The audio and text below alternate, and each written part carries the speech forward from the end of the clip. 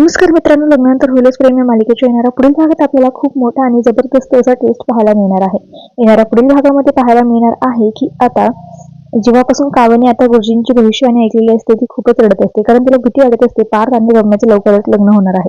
याचाच विचार करत तिकडे रम्याला खूप आनंद झालेला असतो. वसू आत्या म्हणते की गुरुजींचं बोलणं कधी खोटं ठरत नाही, लवकरात लवकर तुझी आणि पार्थची तू बायको होशील. दुसरीकडे आता नंदिनीच्या मनात जीवाबद्दल भावना निर्माण होऊ लागलेल्या असतात.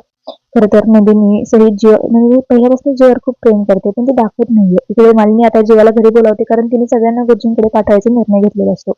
मालिनी सांगत असते की तुम्ही जी भविष्यवाणी केली आहे त्यानंतर काव्या खूपच जे आहे ते रडत आहे. तर नंदिनी जेव्हा पार्थ आणि काव्या हे सगळेच गुरुजींना भेटायला जातात, तर रम्या सुद्धा तिथे येते. तर मित्रांनो, रम्याला हे वाटत असतं की गुरुजी तिथेही सगळ्यांसमोर हेच सांगतील की माझे आणि पार्थचं लग्न होणार आहे. पण मात्र गुरुजी आता वेगळीच भविष्यवाणी करतात की इथे रम्या आणि पार्थचं लग्न होणार नाहीये. गुरुजी स्पष्टपणे रम्याला सांगून टाकतात की मंडप जरी तुझ्या लग्नाचं असेल तरी सुद्धा तुझं लग्न दुसऱ्या व्यक्तीचं होणार आहे. तू लग्न मंडपात नवरी बनून उभी राहशील, पण मात्र पार्थ तुझ्या गळ्यात मंगळसूत्र टाकणार नाही.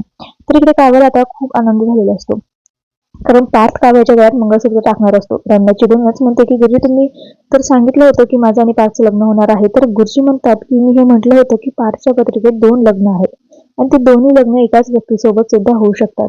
तर मित्रांनो, इथून मालिकेत पुन्हा एकदा नवा ट्विस्ट आलाय. आता पार्थचं पुन्हा एकदा लग्न होणार आहे असं आपल्याला दिसतंय. पण मित्रांनो, आता काव्य ही खुश झालीये, कारण की तिला खूप टेन्शन आलं होतं की रम्यासोबत लग्न होतंय की काय, पण नाही. पार्थचं लग्न काव्यासोबतच होणार आहे हे फिक्स आहे.